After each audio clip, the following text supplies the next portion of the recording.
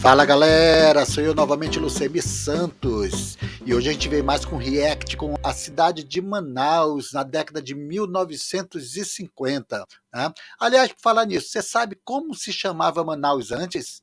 Qual era o primeiro que Manaus tinha?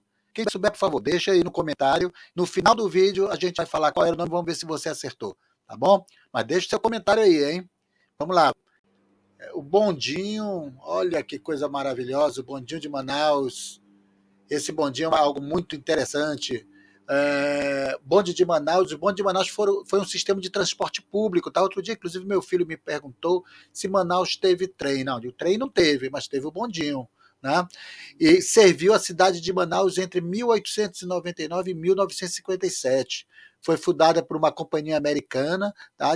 Foi fundada, na verdade, em Nova York, e é essa companhia que construiu as linhas e inaugurou o bonde em 1º de agosto de 1899. Né? Manaus é banhada pelos Rio Negro e Solimões, que é muito conhecido, muito famoso, o Encontro das Águas. Né? Outra pergunta, alguém sabe me dizer qual foi o primeiro bairro de Manaus? A gente vai falar também um pouquinho disso aqui, tá? Então, essa imagem aí do centro de Manaus, né? Mostrando um pouco como era o centro antigo. E aí a gente chega na Praça de São Sebastião. Esse monumento aí é o primeiro monumento que Manaus teve, tá? Ele estava instalado no Largo de São Sebastião. Aliás, no Largo de São Sebastião, nós temos a igreja, né, a Igreja de São Sebastião, construída em 1888. O teatro, nosso querido Teatro Amazonas, tá? Um dos mais belos, né, um patrimônio histórico, cartão postal de Manaus, que foi inaugurado em 1896. E aí, no centro desse largo, né, que é chamado Largo São Sebastião, fica a Praça de São Sebastião, onde nós temos esse monumento que é monumental, realmente, é incrível, tá? Que ele representa a abertura dos portos às nações amigas. Foi criado pelo escultor italiano Domenico de Angelis. Né? É o monumento mais antigo da cidade de Manaus. Tá? Como eu falei, o centro ele é muito importante. Tem uma curiosidade, inclusive, sobre a igreja de São Sebastião, que é muito interessante. A igreja de São Sebastião é um templo religioso, né? Arquidiocese de Manaus, católica. Localiza-se também no Lago de São Sebastião. Foi inaugurada em 1988, é uma das igrejas mais antigas da cidade. Uma curiosidade, ela possui somente uma torre, como você pode ver aí na foto, né? E você já tinha reparado isso antes? Segundo conta, não tenho certeza, se você souber alguma outra história, me conte aí também nos comentários, mas segundo consta, na época os materiais nobres vinham da Europa, né? E o navio que trazia uma das torres naufragou. Por essa razão, chegou somente uma das torres em Manaus. E o pároco, na época, resolveu deixá-la assim, somente com uma torre. Tá? Deixa aqui nos seus comentários se você já tinha ouvido essa história ou se você conhece uma outra história a respeito disso. Né? Por que a igreja de São Sebastião tem somente uma torre? Né? Aqui nós temos mais uma vez a Praça de São Sebastião. Né? Você vê que aí também tem um fundo aí o Teatro Amazonas, que já falamos um pouco dele, né? E temos também a igreja, né, de São Sebastião, que não aparece aqui nessa imagem, mas você já viu a foto aí. A cúpula do Teatro Amazonas, que é muito famosa também, né?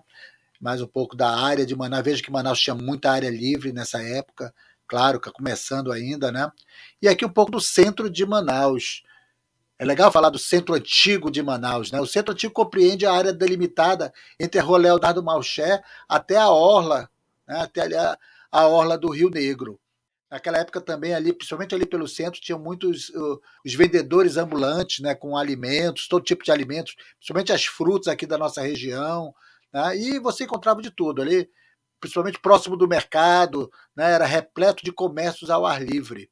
Né, você tinha muitos comércios ao ar livre, principalmente na área do mercado e nas principais avenidas, Eduardo Ribeiro, né, 7 de Setembro, Leonardo Malcher, por essa área toda. E aqui mostrando um pouco dos flutuantes, né, que são as casas flutuantes, que até hoje ainda se tem, ainda se usa mais. Hoje já de maneira mais chique, né, você tem as áreas, os flutuantes chiques aí com os restaurantes, com as casas noturnas e tudo mais. Né?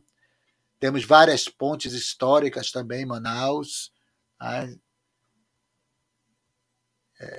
novamente mostrando aqui um pouco dos alimentos, as vendas de alimentos, as escolas, né, como era consumido, e as catraias. Catraias é uma coisa muito interessante, né? Catraia já foi o transporte coletivo aqui da nossa região, né? Então era o nosso transporte. Naquela época não era o bondinho e eram as catraias que fazia. Do Mercado Central ao bairro de Educandos, da fábrica da cervejaria ali no bairro de Aparecida, São Raimundo, indo, vindo de lá para cá, daqui para lá, né? Sempre fazendo esse transporte. Aí até me lembra aqui uma saudosa lembrança do meu pai, que quando meu pai é do bairro de Educandos, né? E minha mãe do bairro de São Raimundo. E na época que eles se conheceram, meu pai, para ir namorar, para ir cortejar a minha mãe, ele saía de Educandos para até São Raimundo, né? Então, às vezes, ele ia caminhando até a catraia, pegava a catraia até São Raimundo, quando não ia de bicicleta, né? Porque não existia. Hoje nós já temos a ponte que liga São Raimundo ao bairro de Aparecida, né? E automaticamente ao centro também. As cerâmicas utilizadas naquela época, né?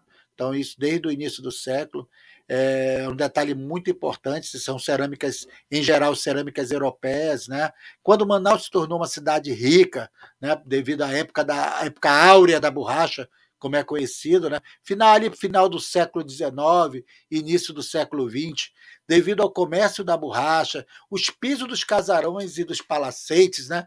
Dos endinheirados, aquelas pessoas que tinham posse, que tinham condições, utilizavam os ladrilhos importados. Esses ladrilhos, eles vinham, aliás, não só ladrilho, cimento, né?